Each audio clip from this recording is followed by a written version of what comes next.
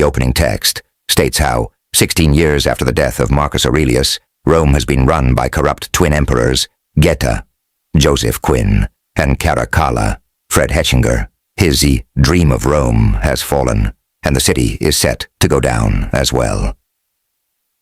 Numidia, 280. A young man, Lucius Verus Aurelius, Paul Mescal, living as Hanno, tends to his crops along with his wife, Arishat, Yuval Gonin. They witness smoke and fire from the nearby gates, indicating a call to battle. They suit up and join their fellow warriors against General Acacius, Pedro Pascal, and his Roman army. Lucius and Arishat put up a good fight, but Acacius spots Arishat firing her bow and arrow, and he commands his men to kill her. She is fatally hit with an arrow and falls into the ocean, while Lucius is also knocked out into the water. He finds himself between life and death, watching Arishat joining the ferryman into the afterlife while he is pulled back to life. Lucius is enslaved alongside the surviving soldiers and citizens, while the city is taken. Acacius returns to Ostia and is rewarded by Geta and Caracalla. Geta tells Acacius that they have their sights set on conquering Persia and India next, while Acacius believes they should be focused on the citizens of Rome. Geta denies Acacius time away with his wife and makes plans with Caracalla for gladiator games in the Colosseum. Lucius and the other slaves are brought to Antium in an arena overseen by a stablemaster named Macrinus, Denzel Washington. The slaves are forced into combat against feral baboons. The Numidian chieftain, Jubartha, Peter Mensa, who was brought in with Lucius, chooses death in the arena and lets a baboon tear into his neck. Lucius fights one baboon and bites its arm before strangling it to death with his shackles. Macrinus quickly takes notice and later pits Lucius in hand-to-hand combat against gladiator trainer Vigo Leoraz, further impressing Macrinus with his fighting skills. Macrinus notes the rage that Lucius lives with, and Lucius states that he has his sights set on killing Acacius. Macrinus promises he can do this if he fights hard enough in Rome. Acacius returns to his wife, the remarried Lucilla, Connie Nielsen. He expresses his disgust in seeing how many soldiers are being sacrificed for the twin emperors' need for conquests. Together, they plan an insurrection alongside their allies like Gracchus, Derek Jacobi. Macrinus brings Lucius to a party in the city thrown by Senator Thrax, Tim McInerney. In front of the emperors and other members of the Senate, Lucius is pitted against another fighter for their entertainment. He tries to stop the other man, but is forced to fight, and eventually impale the man. Geta approaches Lucius and asks him a question, but Lucius only responds by quoting Virgil, "The gates of hell are open night and day, smooth the descent and easy the way. But to return and view the cheerful skies, in this the task and mighty labor lies." The gladiator games commence, with Lucius and others brought into the Colosseum. Lucius runs the dirt in the arena through his hands, much like the late warrior Maximus did. This causes Lucilla to take notice and recognize Lucius. He and other gladiators are pitted against undefeated champion Glycio, Chris Holloway's.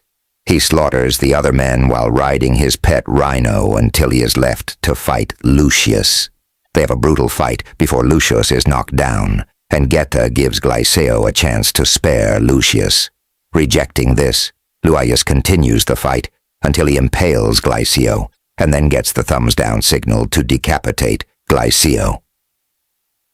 After the fight, Lucilla goes to her private quarters and remembers hearing the quote from Virgil, then remembers sending Lucius away into exile as a boy for his safety. She tearfully realizes her son has returned, and Macrinus starts to put two and two together. Lucius meets and befriends the gladiator doctor, Ravi, Alexander Karim, as he tends to Lucius's wounds. Later, Gracchus brings Lucilla to meet with Lucius so she can tell him of his true parentage, that he is the son of Maximus. Lucius does not care to hear it, and angrily orders Lucilla to leave his cell due to her sending him away from home, and the fact that Acacius is responsible for Arishat's death. She then goes to Acacius and asks that he help Lucius. Lucius trains, and later joins the other gladiators in a naval battle. He leads them to victory by having them destroy the other ship's oars and then ramming into them down the middle. He tries to fire his crossbow at Acacius, but it instead goes right between Geta and Caracalla, which they consider a personal attack. Macrinus goes to Thraex's home to kick him out of it, since he owes him a large debt. To make up for it, Thraex spills the beans about the plan to overthrow the emperors, since he was previously in on it. Macrinus collects this information and still forces Thraex out. Acacius and Lucilla are brought before Geta and Caracalla to expose their treachery. Geta says they will be forgotten before they are imprisoned. Macrinus convinces Geta to put Acacius in the games as punishment. Lucius bonds with Ravi more and learns that he was a former slave who won his freedom after fighting in the games. Ravi shows Lucius the shrine to the gladiators, including a wall that has Maximus's name crossed off, but his armor and sword are still kept hung up privately, along with his words, "What we do in this life echoes in eternity." Acacius is forced to fight against the soldiers of the Praetorian Guard. He slaughters them all before he must fight Lucius. They battle until Lucius has Acacius at his mercy. Lucius then refuses to execute Acacius after he tells him how he loves his mother and how he would have died for his father. Geta orders the Praetorian Guard to execute Acacius by firing dozens of arrows at him. Lucius then condemns their actions, telling the spectators that if this is how Rome treats its heroes, they should expect to be treated worse. Lucius leaves as they chant his name, or rather, Hanno. Macrinus visits Lucius in his cell to question his decision to spare Acacius. Lucius believes in a fairer way to lead Rome, but Macrinus disagrees. He later visits the emperors as the people are beginning to riot in the streets.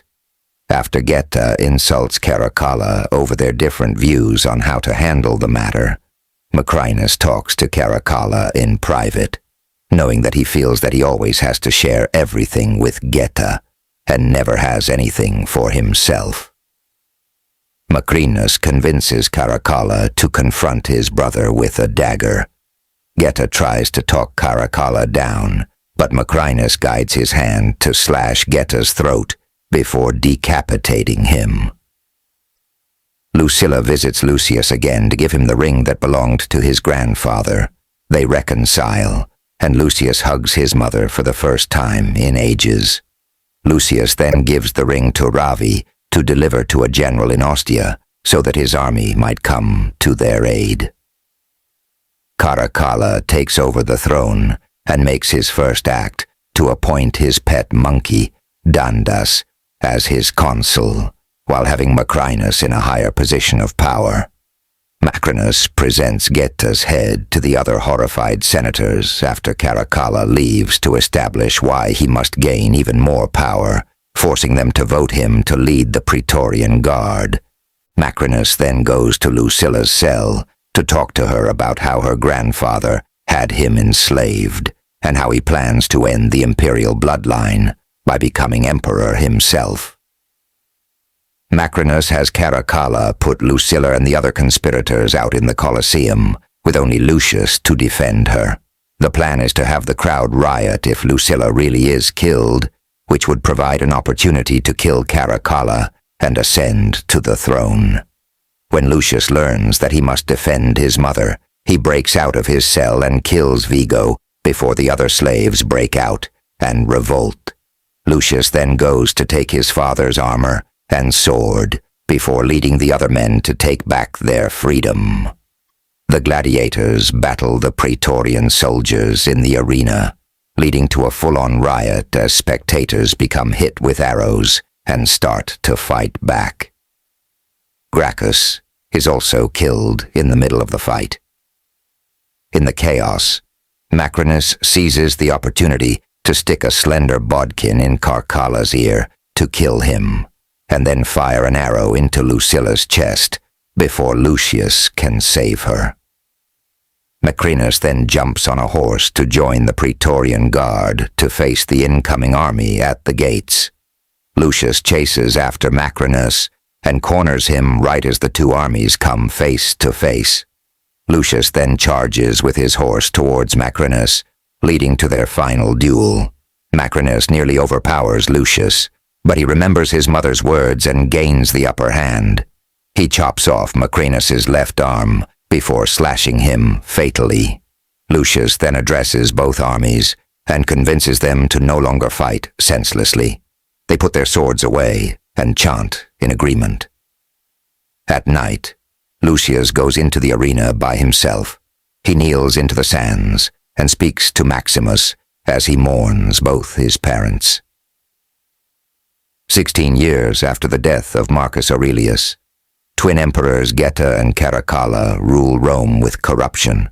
Lucius, son of Maximus and Lucilla, is enslaved after Romans take his city and kill his wife Arishat.